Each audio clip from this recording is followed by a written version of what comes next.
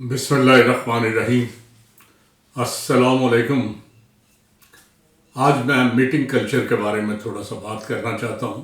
ہمارے ملک میں 15-20 سال سے یہ کلچر بلکہ 15 سے بھی زیادہ ہو گئے یہ کلچر جاری و ساری ہے، اور ملک کے تمام بڑی مشکلات کا سبب یہی میٹنگ کلچر ہے۔ آپ کبھی مغربی ممالک امریکہ، کینیڈا وغیرہ چلے جائیں تو وہ شخص جو پبلک ڈیلنگ کرتا ہے اس کا اپنی جگہ سے ہلنا جرم ہوتا ہے۔ یہ نہیں ہو سکتا کہ اس نے اپنی جگہ سے کہیں چلے جانا میٹنگ میں۔ افسر خود آتا ہے۔ میرا ایک عزیز تھا، وہ کہنے لگا میں 6 گریڈ تک ترقی کر چکا ہوں، 65 سال عمر ہے، کچھ بیمار رہا ہوں، تو میں اب چھوڑنا چاہتا ہوں۔ میں نے کہا اچھا والی نوکری لگی ہے، کیوں چھوڑ؟ اس نے کہا بھاگ دوڑ، عمر اس کی 65 نہیں 56 سال تھی، تو جب کہنے لگا میں 56 سال کی عمر میں بھاگ دوڑ نہیں کر سکتا، مجھے 20 جگہ جانا ہوتا ہے اور ایک ایک بندے کو چیک کرنا ہوتا ہے کہ وہ کیا کر رہا ہے، مجھ سے نیچے، اس سے نیچے، اس سے نیچے۔ تو پہلے 4 سٹیپ کے لوگ جو ہوتے ہیں، چونکہ پبلک سیکٹر میں ہیں، وہ پبلک ڈیل کرتے ہیں، اس لیے وہ تو اپنی جگہ سے ہل نہیں سکتے۔ 5ویں اسکیل کا آدمی پھرتا ہے، 6 کا پھرتا ہے، 7ویں کا، اور جو ہائیسٹ بندہ ہے وہ تو پاگلوں کی طرح مارا مارا پھر رہا ہوتا ہے، کہاں جائے اور کہاں نہ جائے، وہ شیڈیول طے کر کے جاتا ہے باقاعدہ۔ کہتا ہمارے یہاں یہ نہیں ہے کہ میٹنگ کلچر کے نام پہ نیچے والے کو بلا لو، ہمارے یہاں الٹا کام۔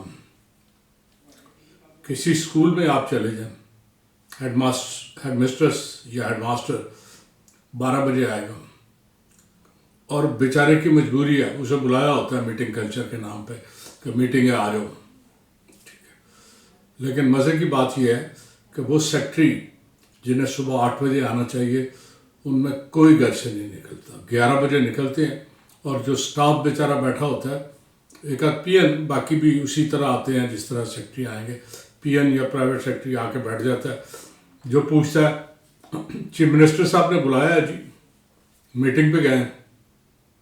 اب چیف منسٹر سے کون پوچھے گا؟ کوئی نہیں پوچھ سکتا۔ جو کوئی ایسا فون آ جائے جو واقعی وہ گڑبڑ یا کسی پرابلم کا باعث ہو سکتا ہو، اسے رابطہ کر کے وہ سوئے کو اٹھا کے بھی بتا دیتے ہیں کہ یہ پرابلم ہے، ورنہ کوئی نہیں۔ چیف منسٹر ہمارے پیچھے بعض ایسے رہے ہیں جو 2 ہفتے 3 ہفتے بعد ایک دن صبح 6 بجے نکلتے تھے، 4 سیکٹریوں کو ساتھ لے کے ثابت کر دیتے تھے کہ ہم 6 بجے بھی کام کر رہے ہوتے ہیں۔ لیکن یہ ساری پروپیگنڈے کی چیزیں ہیں۔ اصل میں یہ ہے کہ 8 بجے کام شروع ہوتا ہے۔ میرے والد بھی اتفاق سے سیکٹری تھے گورنمنٹ آف پنجاب میں۔ 8 بجے کام شروع ہوا، وہ ایگزیکٹلی 8 بجے سے 2 منٹ پہلے پہنچے ہوتے تھے۔ 2 بجے پورے دفتر کا حکم ہوتا تھا کہ تمام لوگ چلے جائیں، کوئی فالتو نہیں بیٹھے گا، کوئی جوڑ توڑ نہیں کرے گا، کوئی وہاں کام نہیں کرتا، اور کام روز کا روز ہوتا تھا۔ اب کوئی کام نہیں ہوتا۔ میٹنگ کلچر ہے، پہیا کلچر ہے۔ میٹنگ میں بندے ہوتے ہیں، جہاں پہیے لگ جائیں وہاں بندے آتے ہیں، وقتی طور پہ کام ایک آدھ کر کے چلے جاتے ہیں، کچھ نہیں ہوتا۔ کچھ عرصہ پہلے مجھے ایک میٹنگ کلچر کو پوری طرح دیکھنے کا اتفاق ہوا۔ میرا کام پھنسا ہوا تھا، اسکولوں کا کام تھا۔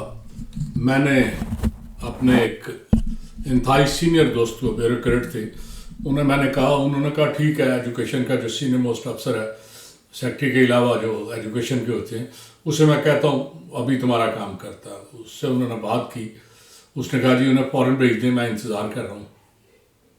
میں 10-15 منٹ کے ان کے پاس پہنچ گیا تو کہنے لگے جی میں آپ ہی کا انتظار کر رہا تھا، آئیے گاڑی میں بیٹھ کے بات کر لیتے ہیں، آسانی سے ہو جائے گی۔ مجھے سیکٹری صاحب نے ایک جگہ ڈیوٹی دی ہے، انہوں نے ایک میٹنگ پہ جانا تھا تو وہ تو نہیں آ سکے، انہوں نے مجھے کہا کہ میرے بہاف پہ تم میٹنگ اٹینڈ کر لو۔ ہم دونوں ایک جگہ پہنچ گئے، ایک اسکول تھا، اس اسکول کا بہت بڑا ہال تھا، اس میں تمام شہر کی ہیڈ مسٹرس خواتین جو تھیں وہ ساری کی ساری جمع ہوئی تھی، اور کوئی مسائل تھے جو اسکولوں کے بارے میں حل ہونے تھے۔